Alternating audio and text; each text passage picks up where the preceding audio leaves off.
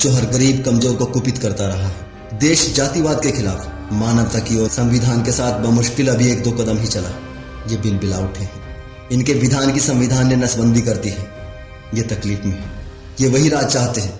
इन वेदों के साथ मनु का विधान जस्टिफाई करना चाहते हैं, जिसमें मुख से ब्राह्मण पैदा हुआ, भुजाओं से क्षत्रिय पैदा हुआ, पेट से वैश्य और पांव से शूद्र पैदा हुआ, जिसमें समस्त भारतीय नारी शूद्र घोषित की गई। ये सब वैसा ही चाहते हैं।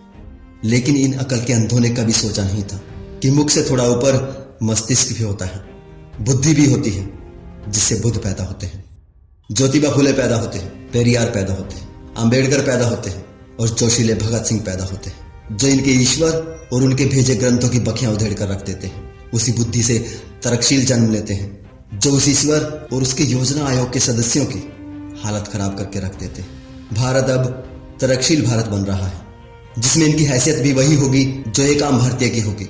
समता, समानता, बंधुता, भाईचारा इन्हें हमेशा के लिए सत्ता विहीन कर देगा। यही वो मूल कारण है जो इन्हें सोने नहीं देता, बेचैन कर रहा है। इसलिए ही ये वो हर पैंतरा अपनाते हैं, जिससे लोग इनके ग्रंथों से चिपके रहे, इन मुफ्तखोरों के लिए पैसा और प्रतिष्ठा जुटाते रहे। इनके पीछे लगा युवा वर्ग, मैं उसके लिए थोड़ी संवेदना रखता, क्योंकि ये वो भारतीय हैं जो वेदों पुराणों के अलावा भारत की भी चिंता करता है। किसी भी आर्य समाजी धर्मावलंबी को नीचा दिखाना मेरा मकसद नहीं। मेरा मकसद सिर्फ इतना है, कौन ज्यादा ताकतवर है, कौन विकट परिस्थिति में टिका रह सकता है। सर्वाइवल ऑफ फिटेस्ट प्रकृति का नियम है जो सभी पर लागू होता है, चाहे वो कोई जीव हो या इंसान या इंसानों का समूह, देश। इस नियम के हिसाब से जो सख्त जान है, जो ताकतवर है, जो टक्कर दे सकता है, वही टिकेगा। पूरे विश्व में विनाशकारी हथियारों की होड़ लगी है और इस रेस में ना चाहते हुए भी हमें दौड़ना होगा, क्योंकि हम एक देश है, और ऐसा देश जिस पर दुश्मनों की गंदी निगाह हर समय रहती है। और जिन लोगों के पीछे आप लोग लगे हैं, ये वही हैं जो वैदिक मंत्रों से दुश्मन को गिरा डालने के दावे करते हैं, जिसे ये सुनहरी वैदिक काल कहकर सपने दिखाते हैं। ये वेद ही हैं जिनकी वजह से हमारा देश बार बार गुलाम हुआ, बार बार लूटा है। 5000 सैनिकों को लेकर आया था गजनी और 50,000 हिंदुओं को मार गया था, मंदिरों को लूट कर ले गया था।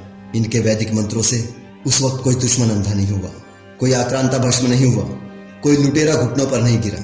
कट कट गिरे तो मासूम भारतीयों के शीश, जिनको इन्होंने वेदों पुराणों मंत्रों की शक्ति ईश्वर वाणी के नाम पर बेवकूफ बना रखा था। तब उन्हें बचाने इन वेदों से ना विज्ञान निकला था, ना भगवान निकला था। वैदिक मंत्रों की शक्ति वाली स्तुति गप ने न तब कोई काम किया था, ना आज ही करती है।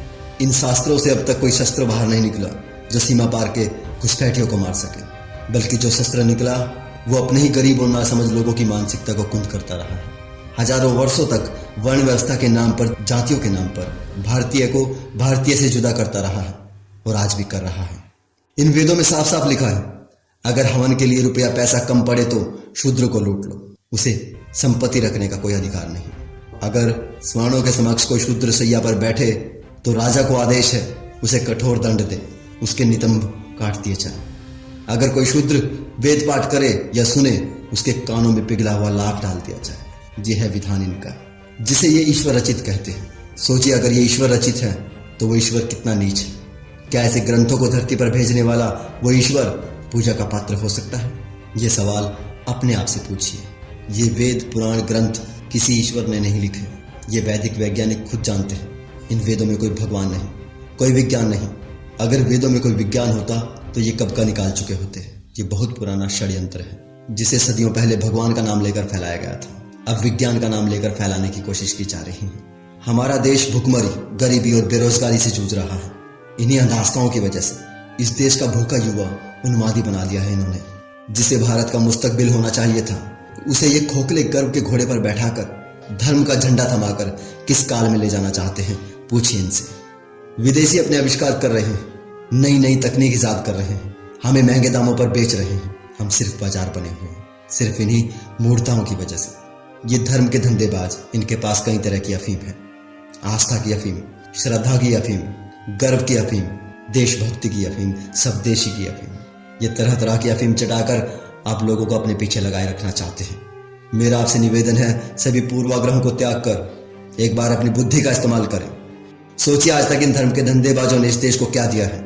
शोषण, गुलामी, भुखमरी, आक्रांताओं के हमले के सिवा। ये वहीं ले जाना चाहते हैं। ये बस किसी भी तरह अपनी सत्ता चाहते हैं। समय है दोस्तों, संभल जाइए। मानवता और वैज्ञानिक चिंतन के साथ देश को आगे बढ़ाइए।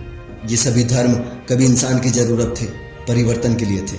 आज ये दकियानुसी है। वो परिवर्तन हजारों साल पहले हो चुके हैं। आज फिर एक नए परिवर्तन की जरूरत है। आज ये सभी धर्म विकास में सबसे बड़ी बाधा हैं। इनके षड्यंत्रों को समझिए दोस्तों।